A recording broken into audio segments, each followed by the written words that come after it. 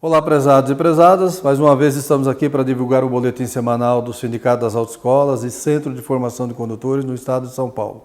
Lembrando que esse boletim corresponde à semana de 11 a 15 de dezembro.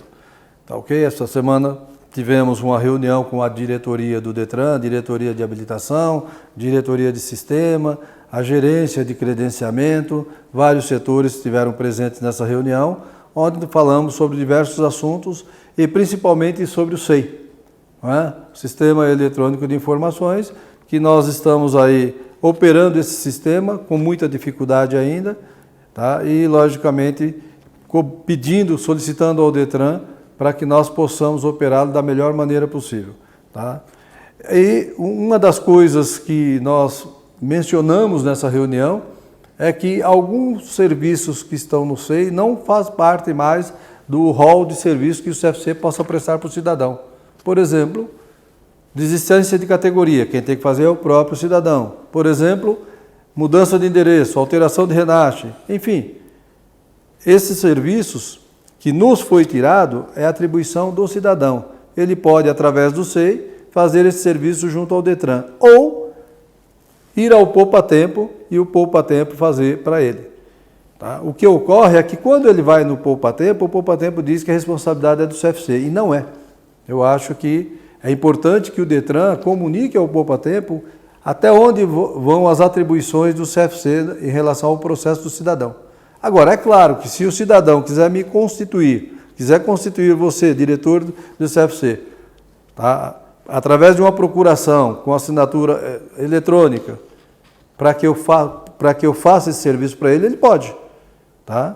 Mas, se não é nossa atribuição, é do cidadão. O cidadão ele pode recorrer ao poupa-tempo. Agora, o poupa-tempo precisa saber e informar corretamente o cidadão que aquela atribuição não é mais do CFC. Tá? E o que eles dizem é o seguinte: volte à autoescola, que a autoescola que é responsável por isso. E não é verdade. Então, a diretoria de atendimento, bem como a diretoria de habilitação do Detran, se prontificaram a entrar em contato com os responsáveis pelo poupa-tempo e passar isso. É importante que ele saiba, no sistema SEI, o que é responsabilidade dos CFCs e o que é responsabilidade do cidadão. E até onde o poupa-tempo está envolvido nisso. Tá ok? A outra coisa que também trabalhamos, conversamos muito, foi sobre o recadastramento. Inclusive, o responsável pelo recadastramento junto ao Detran, o senhor Arcas, falamos com ele também, não nessa reunião, mas em outra, e ficou bem claro. Eu entro no sistema para recadastrar a minha empresa. Se a hora que eu coloco o CNPJ da CNPJ não encontrado, gerou um protocolo, meu compromisso acabou ali. Agora eu tenho que aguardar o Detran fazer as análises em cima daqueles dados que eu coloquei, tá? Que está sob análise, está sujeito à análise, e o Detran que vai nos responder. O Detran que vai dizer quando é que nós vamos avançar nesse recadastramento ou não. Mas é importante que você entre, sim, para fazer o recadastramento até o dia 31 de dezembro. Se não der certo, se não conseguir, CNPJ não encontrado, gera o protocolo, porque o Detran, tão logo após fazer as análises pertinentes, logicamente vai responder. Essa foi a orientação que nós tivemos do Detran São Paulo. Tudo bem? Lembrando também que, normalmente, no final de ano, as autoescolas, o Centro de Formação de Condutores que entram em recesso, eles, de acordo com a revogada Portaria 101, nós tínhamos que comunicar ao órgão de trânsito, né, o período que nós íamos ficar em recesso. A atual Portaria 325 não pede isso, não consta isso. Tá? Se não consta, então nós não temos que informar nada, né? Então, a não ser nas unidades ou na superintendência, em que o diretor da unidade pede para que as autoescolas informem o período que vai ficar fechado, ou que a autoescola comunique o período que vai ficar fechado. O diretor da unidade pode pedir isso, mas nós não temos que fazer de ofício porque não tem mais previsão na portaria. Tudo bem? Aquele recesso, aquele artigo onde nós informávamos que, em razão das festas de final de ano, iríamos ficar fechados, trabalharíamos até tal data e retomaríamos em tal data.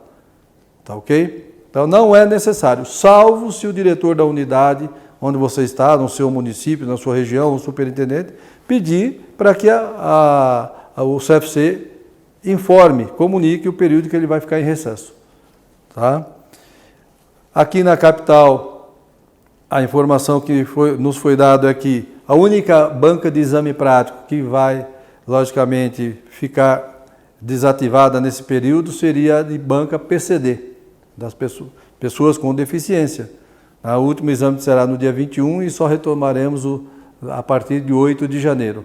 Mas as demais bancas de exame prático, pela orientação que nós temos do Detran, funcionarão normalmente, exceto dia 29 de dezembro, que por ser o último dia útil do mês de dezembro, feriado bancário, etc., não vai haver exame segundo a orientação do Detran. Tá ok?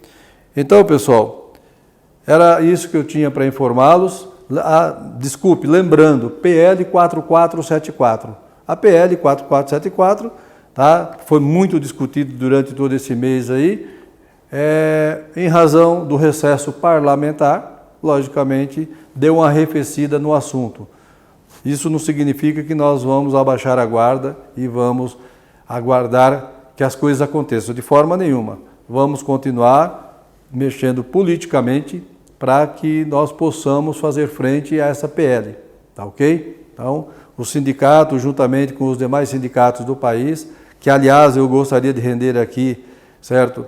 Uma homenagem aí a duas pessoas que batalharam muito nesses dias lá em Brasília, que é o Cecim, presidente do Sindicato das Autoescolas lá do Rio Grande do Sul, e também o Wellington, presidente do Sindicato da Bahia. O Wellington, inclusive, o deputado Zé Neto tem nos ajudado muito em razão do Wellington, que é muito ligado a ele lá na Bahia.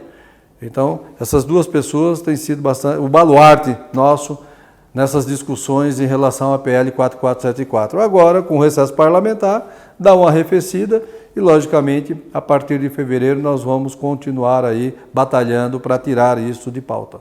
Tudo bem? Era isso, muito obrigado.